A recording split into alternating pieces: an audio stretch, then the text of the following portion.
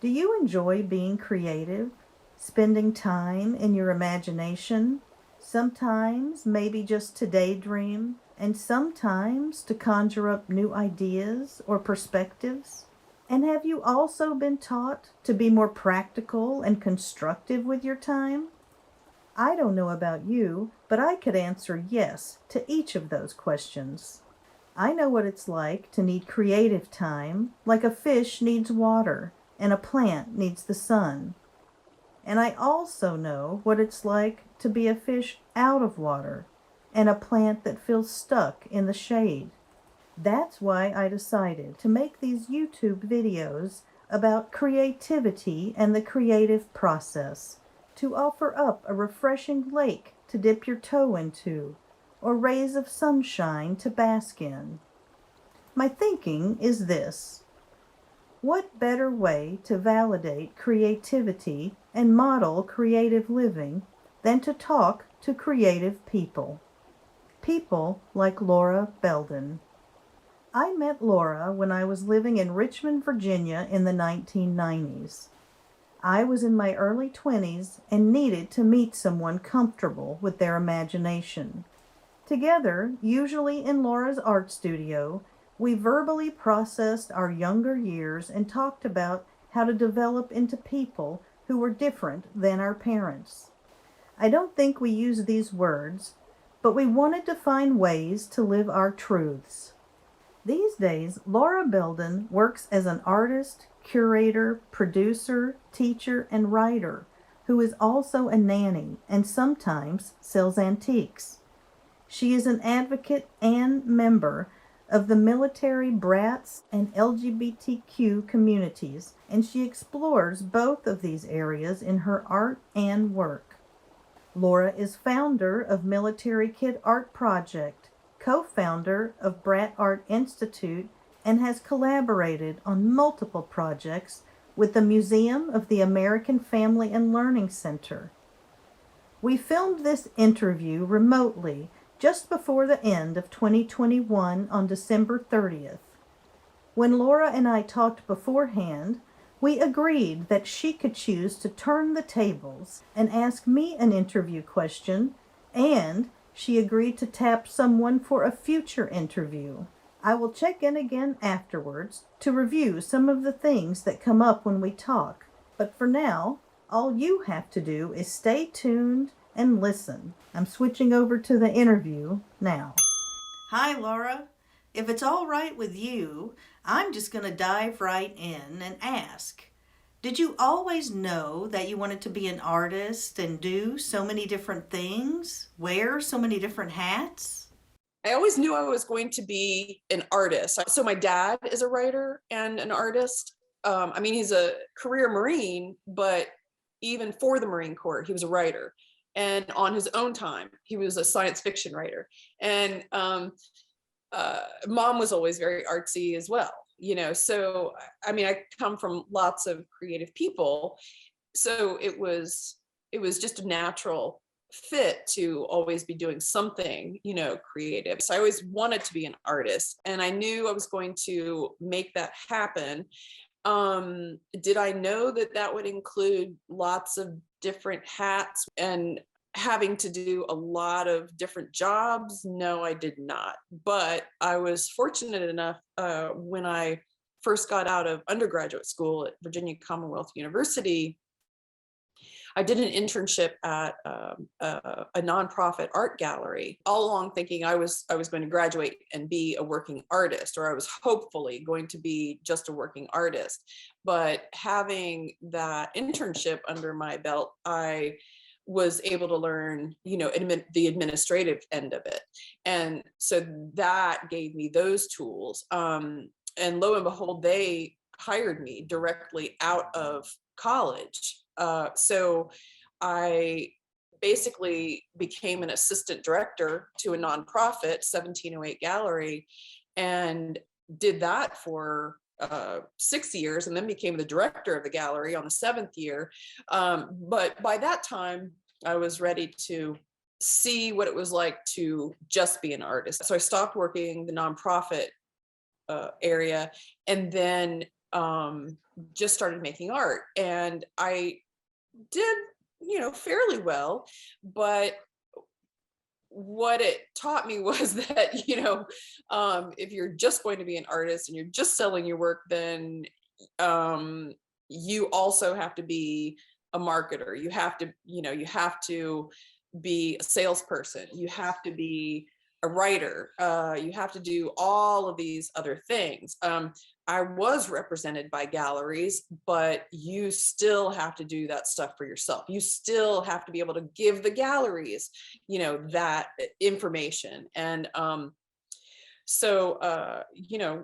the way, you just sort of, you either develop these things like writing or, speaking about your work, or you just don't, and perhaps, don't get, exactly where you want to be. Like for me, writing is probably the hardest thing in the world for me. And it's not something that I'm strong in. And I know that. And part of, I think, what helps is recognizing what you're the least good at, and asking for help from others, because I definitely have a lot of friends, including you. When I finish writing something, I send it, and that has just always helped. It's so important to realize that if we don't know something, one great way to learn it is to ask for help. And it sounds like, in terms of your story, one thing just kind of led to another.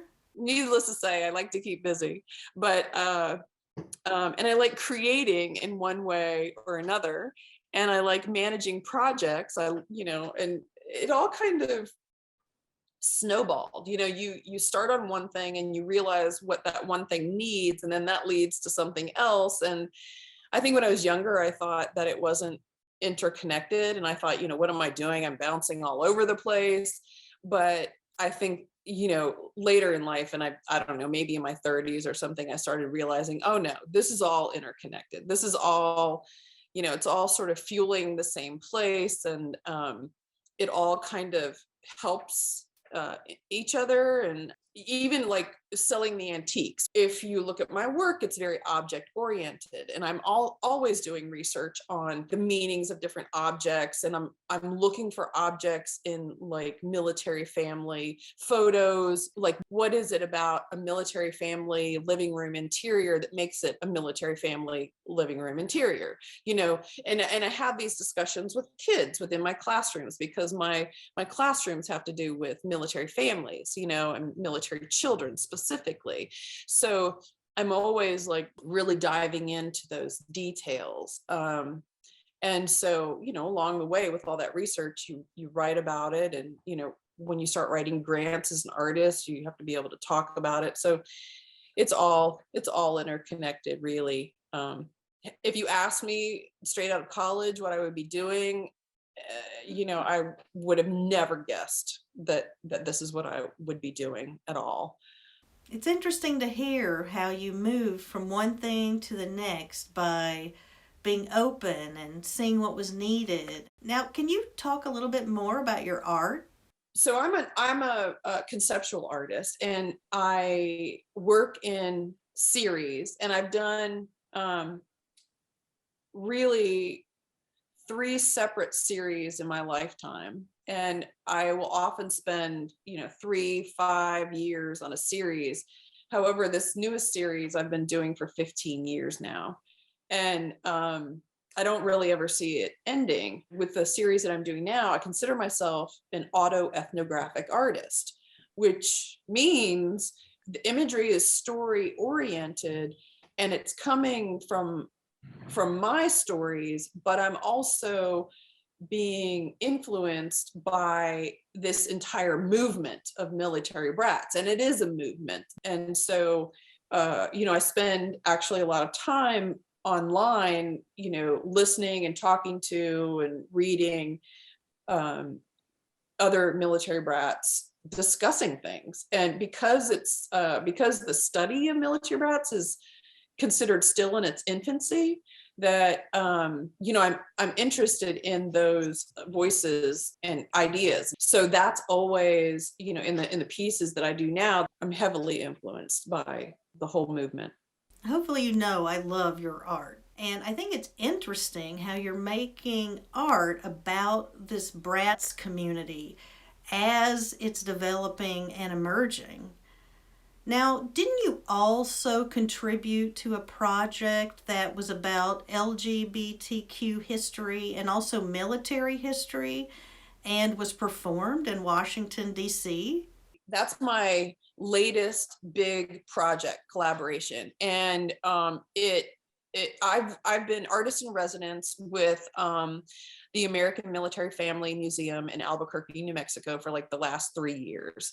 And we worked so well together that one project led to another. We started out doing an anthology and collected true stories from LGBTQ plus military family members. So that not only includes the veterans, the spouses, but also the military brats.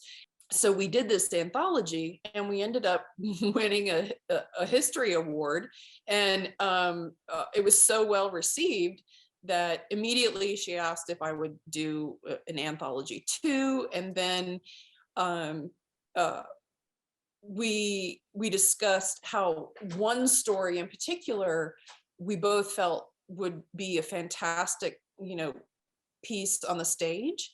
And immediately she said, well, are you interested? Do you want to do it? And I said, let's go for it. Let's do it. So I'm always interested in pushing the boundaries of, what I've done in the past and just trying new things. And sometimes I think that's a little naive, and sometimes it's, I think it's gutsy, and maybe it's a little bit of both. I don't really know. I have looked back on a couple of projects and thought, wow, I don't know if I would have done that if I actually knew what it entailed, but this project, she said, okay, you take it, you manage it. And I said, great. So I found the script writer here in Richmond, Virginia, which is where I live. And I found a theater company that would work with me and the script writer. And then I got a team of people that are experts in the field, because it's a very factual play. So I had to make sure that I had all of the military history correct. I had to make sure I had all of the LGBTQ history correct. So we had teams of people, constantly reading the script, and then coming to, live readings with, paid readers. And then finally, we hired the actors after we figured, the script was pretty much done. And we had the live, theatrical production, and it was wonderful. I love how you were just saying earlier in this interview that you didn't think you were very skilled at writing, and yet here you are contributing to this project as a writer, which I guess just goes to show when we try new things and work on them, we can develop skills and also learn things about ourselves. If you were to go back in time and give your younger self some advice, what would you tell yourself? I think I would tell myself, listen to your intuition. Don't sweat the small stuff. That your gut is telling you, what is right for you. It might not be right for everybody, but it's right for you. And you should stick to your thoughts and what is right for you. And don't care so much about what other people think. I think when I was younger, I cared way too much what other people thought of me. And that actually usually steered me into making decisions that weren't really right for me. And so even though I've made some hard decisions that, made other people not happy. Um, Sticking to my guns, choosing what is right for me, um, always like out of kindness to others, but what is right for me, it's always ultimately been right in the end. I see that those were the right choices to make. Can you think of an example that you don't mind sharing with us? Like coming out to my mom, I think, that was something that was hard but needed to happen. I was so young. I mean, I think I was maybe 19 when I came out to my mom.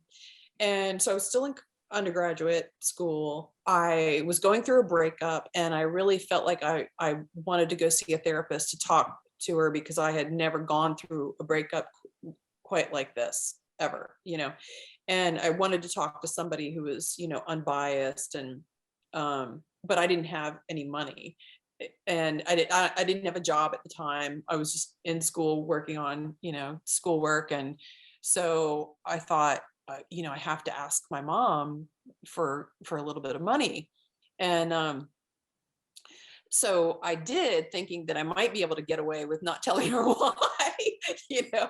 And so I approached her with, hey mom, I want to go see a therapist. Do you mind paying for it? And she said, why? And I said, I'd rather not tell you. I'd rather just talk to somebody who's, unbiased. And right away she started guessing at a few things.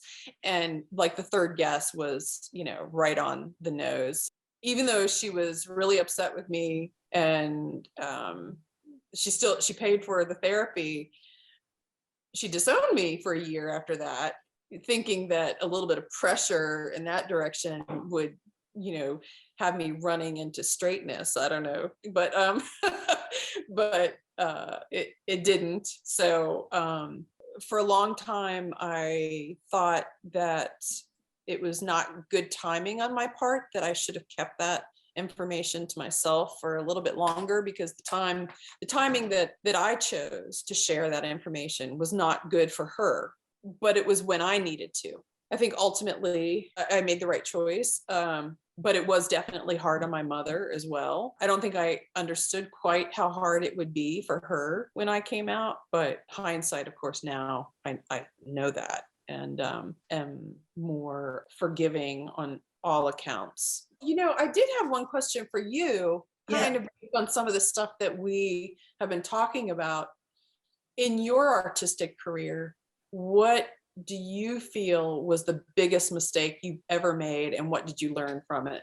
I think this is the first official Turn the Tables question and answer. And as part of the answer, I'm going to need to reference my documentary, A Way of Life. At the time, I would have told you that my biggest mistake was how I communicated with the other folks involved with the project, that I wasn't more communicative with them about my goals for the process, as well as the final piece. Looking back now, I'm going to give myself a free pass on that one, because the reason that I handled it that way was that I wanted to give myself some space to make creative decisions about the project without feeling like anyone else needed to be consulted before I did those things. And as the filmmaker, I'm really glad now that I did that, because I like the documentary I made. But what I can also accept is that those folks were surprised by the finished film, because I had kept my ideas to myself. Now, what I think my biggest mistake was how I handled their response to the film. They weren't super positive, and at the time, I just took that really hard and even stopped making videos for a while. And I wish that I had been more able to just hear what they said and to understand their points of views, and to see how my point of view was different and my experience was different, and then just to be able to move on. And the great thing is that I learned how helpful mistakes can be, because we can learn from them.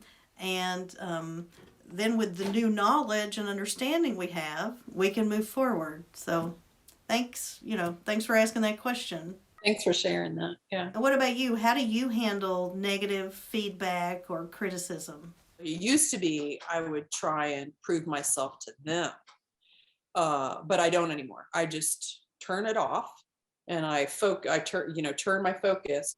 Like even right now with I told you that I do this auto ethnographic artwork. I sometimes share what I'm doing online with the Bratz groups. And, when you have who you think are your peers giving negative feedback, that can be, pretty tough sometimes. But like I said, I'm just going to repeat it. I just turn it off. That's good. You can just turn it off. During the pandemic, I was reading about Mr. Fred Rogers. And one thing he said he needed daily was quiet time, that he needed it to center and simply just sort of create the space to be the person that he wanted to be. Now, in terms of your art making and creative existence, what do you think about quiet time, or what do you need? It's taken me a long time to not only figure out what it is I needed, but allow myself what it is I needed. When I was younger in college, I used to think that as an artist, you needed to stay up late, and you needed to go to all of the gallery openings and museum openings, and you needed to, have your face in front of, others to have them always remember you, and in order to include you in shows and things like that. And once I truly realized that I really am an introvert, I can fake being an extrovert, but I'm an introvert. I mean, even this interview and you being a great friend, I'm still like clenching my teeth. I can feel myself because it's not my comfort level. So I make myself do things that are not my comfort level, but I'm kind to myself. Like I do everything that I need to do, that I've learned, in my 50 or so odd years of life, that Laura, you need to do this. And so like my routine is every morning I get up and I drink my coffee and I read and look at art on my phone. I read about art and look at art, and I warn people to not talk to me until I've had, my second to third cup. Like that's just don't. That's my time. And so I can do that anywhere, but I really need to do that. And it's funny because I've had people say things like, well, you're not doing anything. You're not working. And I say, oh no, I am very much working. Don't think because you don't hear anything from me that I'm not speaking, that I'm not working. Actually, that's when I do probably most of my like investigative kind of work, and really stay connected to what's going on in the world. But then also, before something like this, like an interview, I will make sure that I go and stay at the studio and have alone time, complete alone time. So, I mean, normally, like I live in a house, I have a partner, but I said, hey, see you in a few days. And, that's taken an adjustment too, because, you have to have those conversations with your partner. Sometimes you do, at least in my case, I did, where you have to say, hey, this has nothing to do with you. I'm not trying to get away from you. I need this empty space in my head to just concentrate on my work, and and then also not concentrate on anything, to completely empty my head and watch like a silly movie, and that is what will bring my heart rate down and calm me and get me to where I need to be. I'm also an introvert who does really well with a lot of alone time and quiet time. So, have you decided who you would like to recommend for a future interview with me? My thought was I wanted to ask an artist named Barbara Dill. She's a woodworker and she also lives here in Richmond, Virginia. I absolutely love her work. She also is interesting to me in the sense that she had a career outside of art for the majority of her life. She was a psychiatric nurse, which was really interesting. Um, and then after retirement, started doing woodworking. And this is partly why I'm suggesting you talk to her because and what is so impressive is she has just written a book and she's done something that no one else in the field has been able to do, which is duplicating asymmetrical wood carving. Interestingly enough, she said that she's a musician as well. She plays in a band with her partner, and she said music helped her figure out the equation. So yeah, she's a really interesting person all the way around and very prolific. I definitely admire her and her work. And and I asked her and she said yes. Thank you, Laura, not only for talking to Barbara, but also for taking the time for this interview and for all the effort that you put into getting ready for the interview. It has been both inspirational and informational, and I look forward to talking with Barbara and hearing more about her story too. I hope you enjoyed that interview as much as I did. As we listened to parts of Laura's story, I wondered if some things she said would sound familiar to you, while other things might sound surprising or different. It's good to remember that everyone's story and creative journey will be different, though some parts might also be familiar. The thing to keep in mind is that if one person can do it one way, and another person another way, and yet another person another way, and on, etc., then it seems to me that means there is a way for each of us. I'm so grateful that Laura agreed to this interview and for the stories and nuggets of wisdom that she shared. I want to highlight just a few of the many things that stood out to me. At the start of the interview, there is a moment when Laura talks about being comfortable with her creativity and the idea of becoming an artist, in part because both of her parents were creative. I love her confidence. It rings in my ears as a reminder that it's okay to want to be an artist and also to feel good about it, and that it is indeed a goal that can be accomplished, as Laura herself demonstrates wonderfully. I also enjoyed hearing Laura talk about how she pushes creative boundaries and tries new things, even when they involve writing, something she says she's not good at.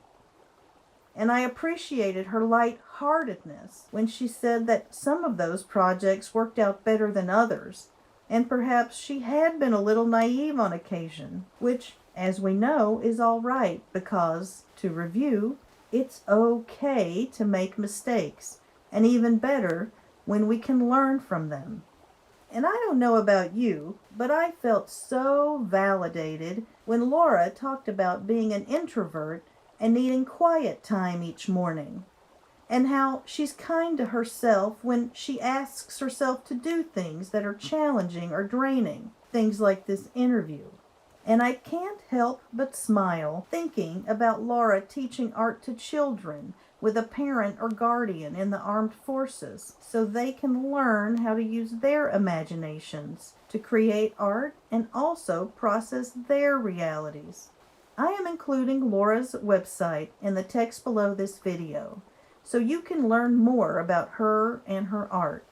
As I talk to more and more creative people, I'm curious to see how many different versions of creative living we hear about, and also how many similarities. I will post more interviews as I finish them, and I will also feature outtakes of my documentary interviews with musicians and artists and performers. Is there something about creativity or creative living that especially interests you? Any specific questions you'd like me to ask in future videos? What were your favorite takeaways from Laura's interview? Please do comment below. I would enjoy hearing what you have to say. And please show your support by subscribing to this channel. If you select the bell when you subscribe, then you will be notified when new videos are posted. You can also follow me on Instagram for video notifications and other posts. And if you'd like to build and be part of a growing virtual community of creatives, then become a member on Patreon. Membership includes early access to posted videos, access to unreleased footage, direct lines of communication, and more.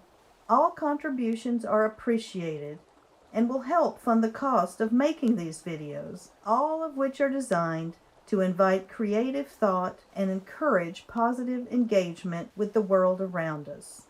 You can find info on the Instagram and Patreon accounts in the text below this video, as well as in the About section of this YouTube channel.